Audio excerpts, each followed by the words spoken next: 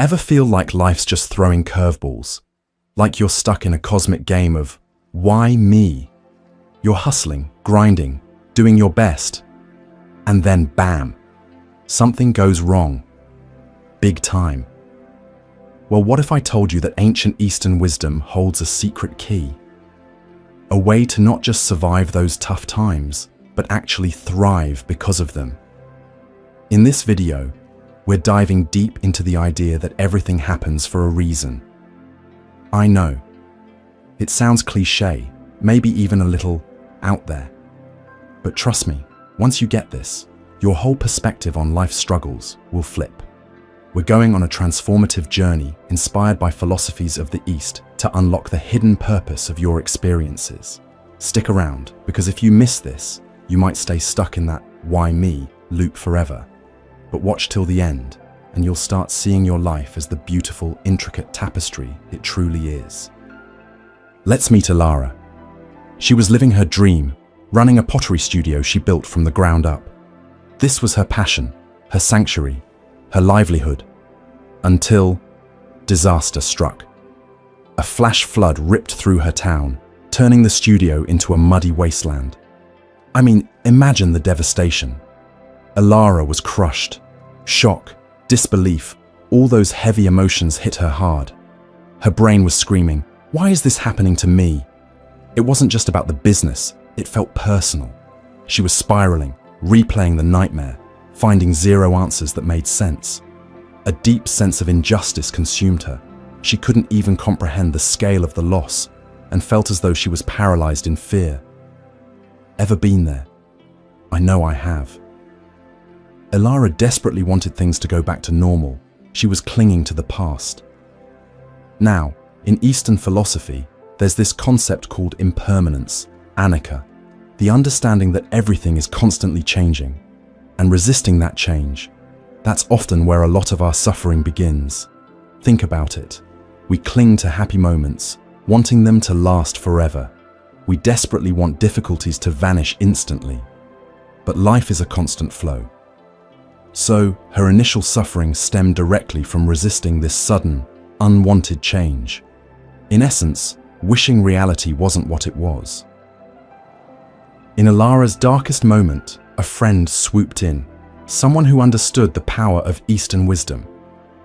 Alara poured out her heart, and her friend said something game-changing. Alara, what if everything in our lives, even the really awful stuff, has a purpose? What if nothing is truly random? Now, you can imagine that Alara might have initially met that suggestion with some skepticism, but deep down, a tiny seed was planted.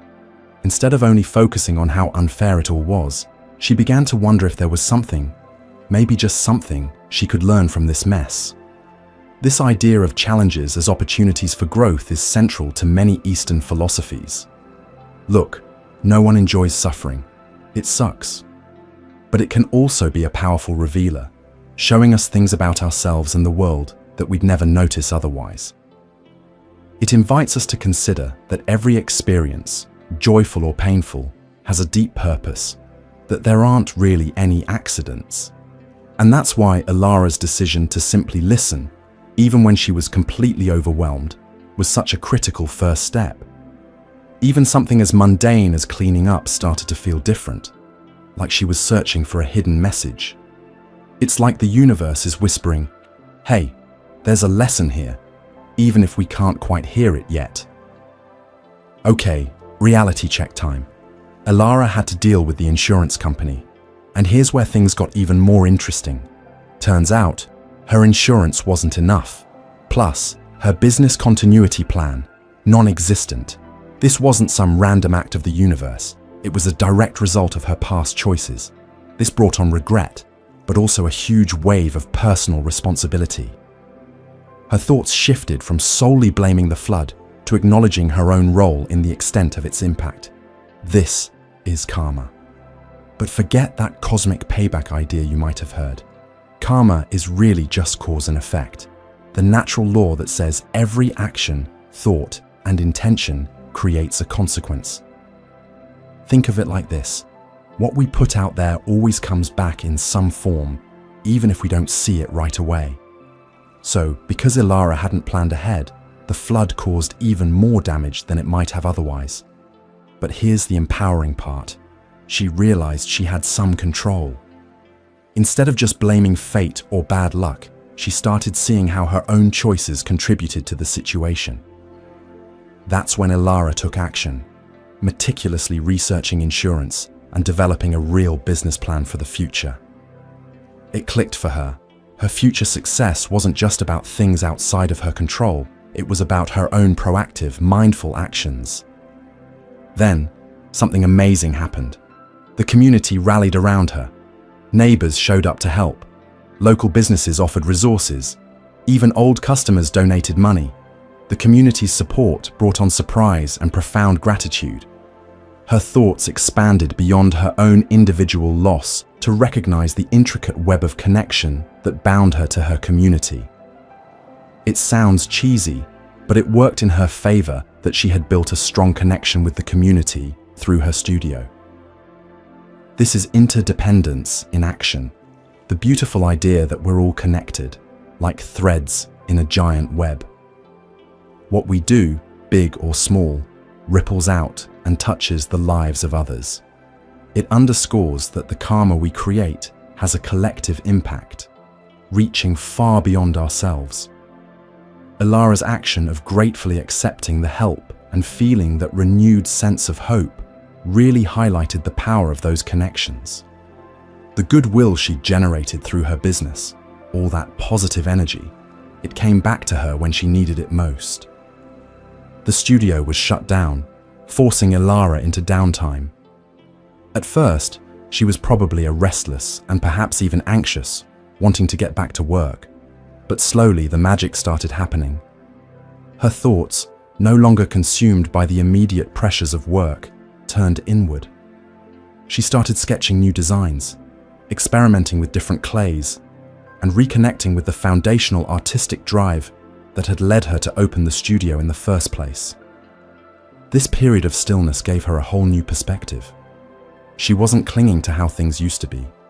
She was learning to embrace the flow of change.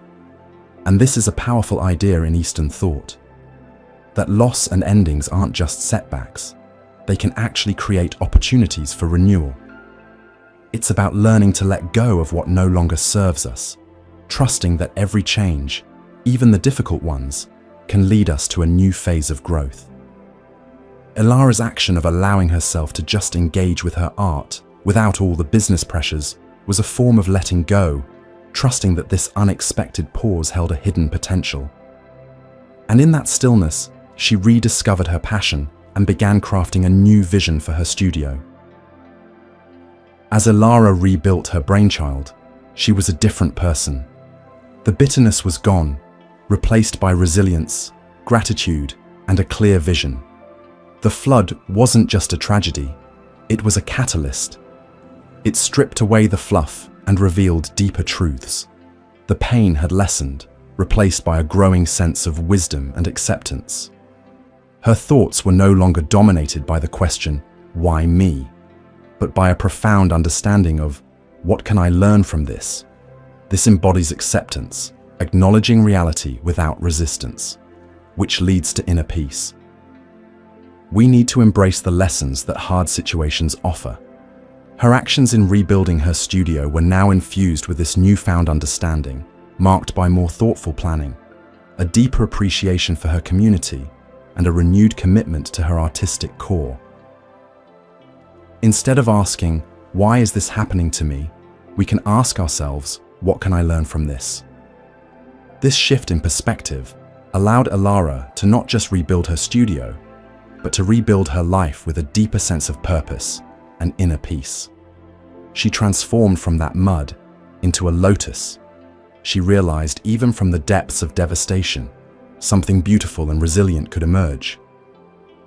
That's understanding that everything, even hardship, happens for a reason, to guide us, teach us, and bloom.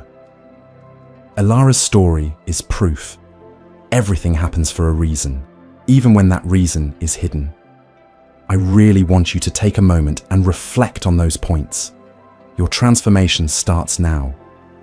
Embrace acceptance, seek meaning, and have courage. If this video resonated with you, please hit that like button and subscribe to the Moon Mind Temple. Sharing this is a gift. What reasons have you discovered in your challenges? Share your stories in the comments. I read every single one, and I'd love to hear what you think. Let's learn and grow together. Thanks for joining me at the Moon Mind Temple. May your journey be filled with understanding and blossoming inner peace.